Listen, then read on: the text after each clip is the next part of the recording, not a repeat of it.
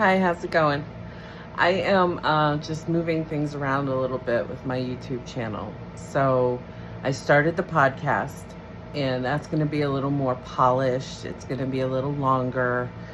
But I'm also going to continue creating just kind of impromptu videos like this, sometimes with the tripod, other times just with my phone, because those are going to be more in the moment type videos. And then, of course, my shorts. My shorts are usually nature-based or anything that really kind of puts a smile on my face. In any case, I wanted to talk really briefly about a pragmatic approach, okay? So if you're doing the work and you're being mindful and you recognize when maybe some self-sabotage comes up for you, some negative thinking, old stories, or just not having confidence in yourself and insecurities kind of rearing their ugly heads, right? When that happens, a pragmatic approach, honestly, is instead of diving into it, depending on what's going on in your life at the moment, could be just to look it in the eye and really, I don't know, almost dismantle it in a sense. So if you're feeling scared for apparently no reason, and I say apparently because there's always a reason. So something, our brains work through association. So something triggered an old belief system or something within you, or someone projected insecurity onto you. Meaning you were feeling really confident, you had yourself on the right track, and then someone said, well, that's stupid. Or pressed your buttons knowing what trauma you have in your life or triggers that usually set you off, okay? Because people can be like that. Not all of them are doing it necessarily consciously. A lot of times people will trip us up, but they're not doing it necessarily deliberately. It's like an old pattern for them, depending on their attachment and what they feel they need and stuff like that. So I put out a lot of memes and talk a lot about red flags and things to look for in people's behavior with regards to alignment for yourself and what's best for you, right? But at no point am I trying to judge these people, because we've all been those people, right? We're out here being human, which means we have human tendencies. And if we're not being mindful and we're not being present and in the moment, oftentimes we can either digress or regress. Sometimes it's a full regression into old behaviors and patterns, especially if we're feeling stressed, tired, hungry, you name it. That's all stress, okay? So this is the importance of being mindful, self-accountable. If you realize that you maybe put a negative thought into someone's head and that's holding them back, don't just dismiss that out of shame or guilt or this or that. Own that, because that is also a lesson for you, okay? But in any case, regardless of where the insecurity comes from, we want to sit with that and be like, well, that's not in alignment, and it sounds really simple, okay? But we all know the reality of it isn't, okay? However, the conversation is simple.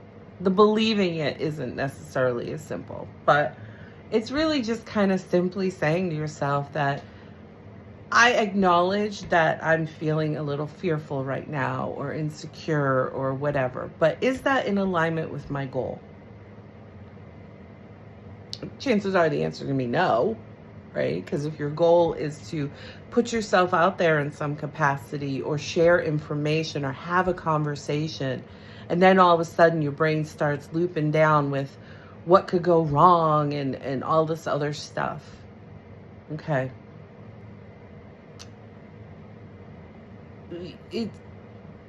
At the end of the day, we're not 100% wrong with that, because we can't control how other people receive information or receive us. Okay?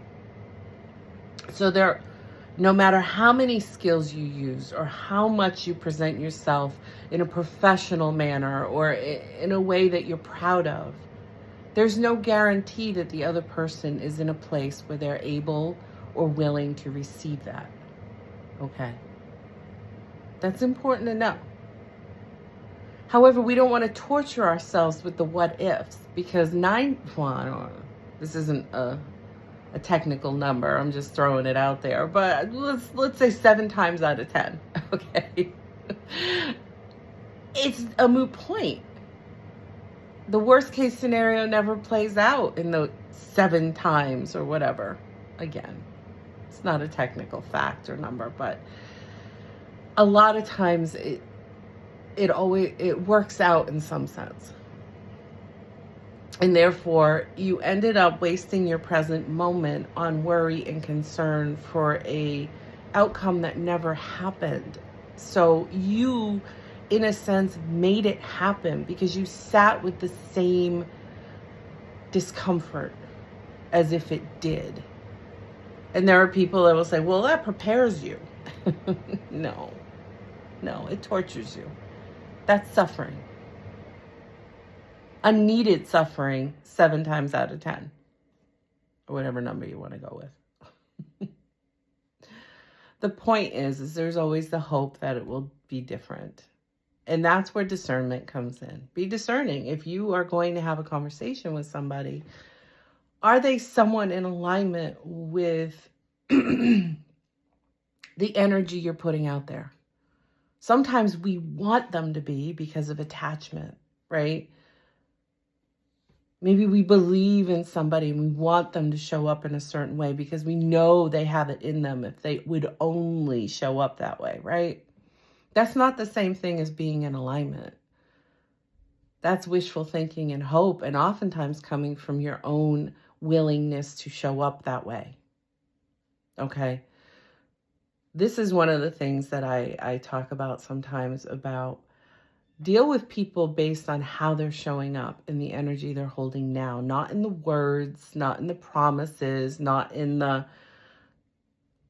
the expectations or the hopes, but how are they showing up now?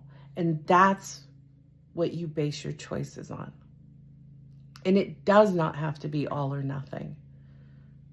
We can still hold space for somebody, but we don't want to put our lives on hold waiting for someone to get their act together or to figure things out. That's their path, not yours.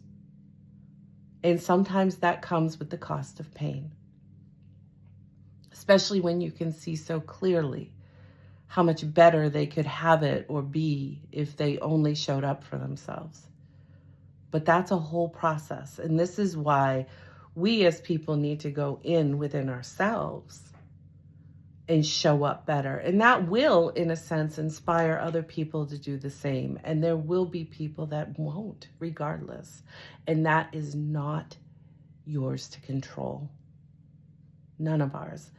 However, it can be very frustrating. So I get that.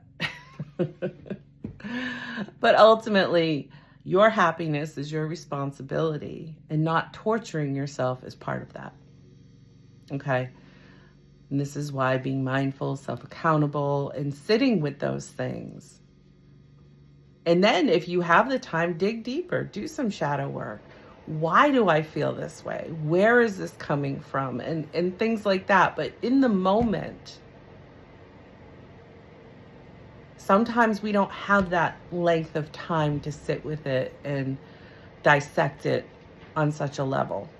And instead, we need to pivot, if you will. Because maybe we're in the meeting where we have to sign our name or something like that. And we don't want to back out of that because of emotion. Emotion is there to tell us something, but it's not meant to be in the driver's seat. Emotion helps us to connect, helps us to feel inspired, helps us to be invested in something. But it's similar to ego. It's not meant to be in the driver's seat. Choices are a combination of our heart and our mind, right? That's wisdom. When we can use our intelligence to balance out our emotions. And sometimes it doesn't end happy. Okay?